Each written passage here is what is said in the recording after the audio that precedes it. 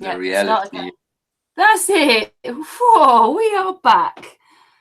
Sorry about that, everybody. My internet decided to do a whoopsie-doo. But anyway, we're back now. So, where were we? Jason? Jason was cut off. Yeah, I'm too busy doing something.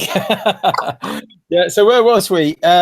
Before I come off, what was I talking about? I was talking about transparency of the camper van, wasn't it? Mm-hmm. Right. Finances, yeah. It was the funds that, of the camper van and that. Yeah, so I'm not even sure. Do we have a large amount of people in the chat? Are they all here? Should I say this now?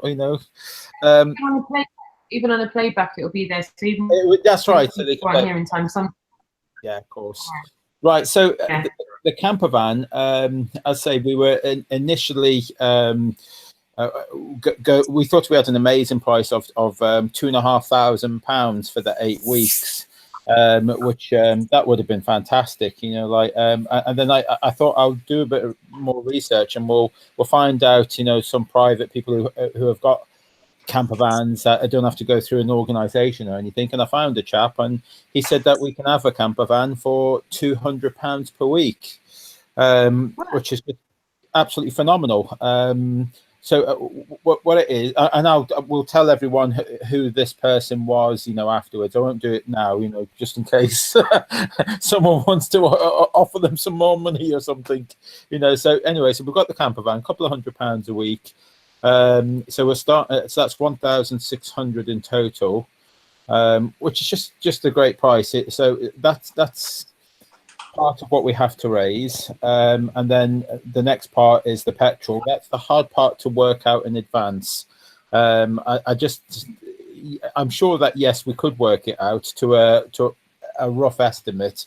I think I just need to finish off the itinerary, and then we'll come up with an exact price, what we think.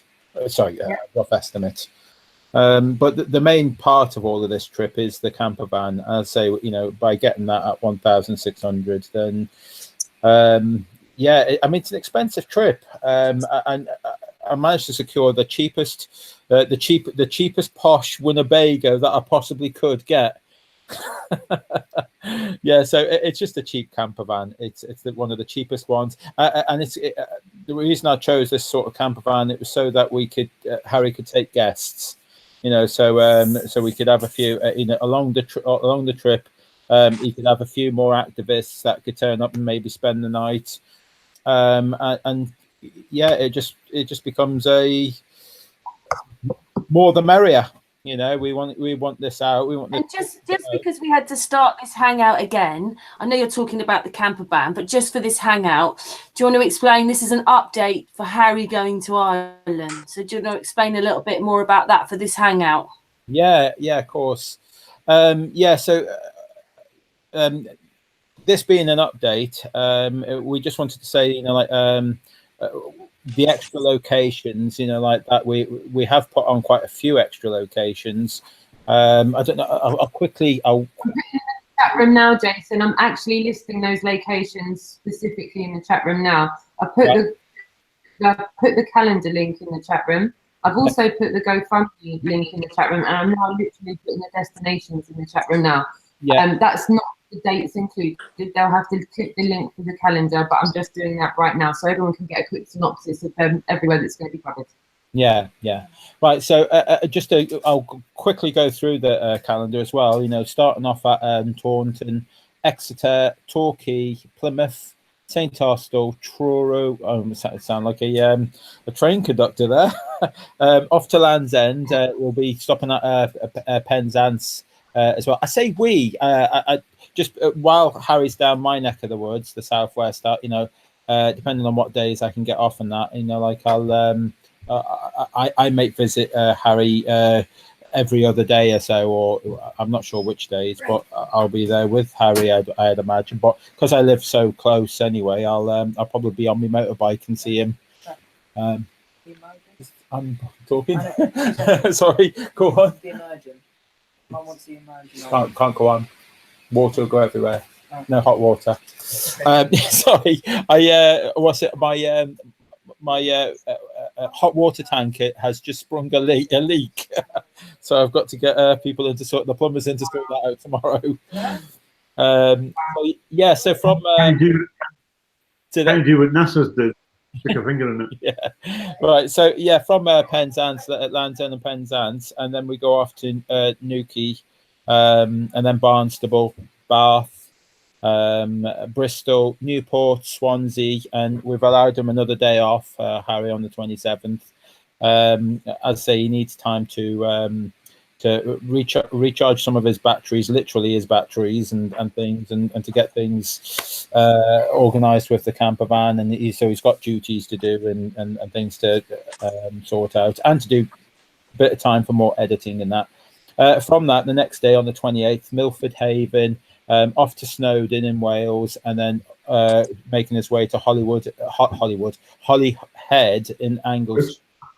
And then off to Ireland, and then from that you'll see that you've got this link in the chat. If you want to keep updated with that, click on that, put it in your favourites or something, and then go. You'll see that constantly being updated, and maybe some towns or dates shifted around a little bit because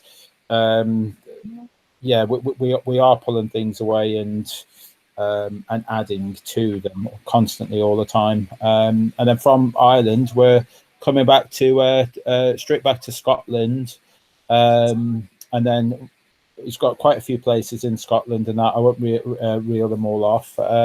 You'll see all this. In fact, you'll probably get another update from us, Karen. So like possibly in the next coming days, weeks, if you would have us all back on your hangout, and maybe we can update you even further.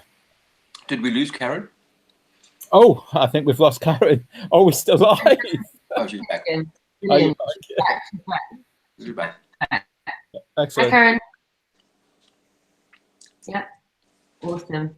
So I'm actually putting those links in the chat room now. I put the calendar in the chat room. I put the GoFundMe in the chat room. I put most of, if not all of the locations that you'll find on that calendar's itinerary.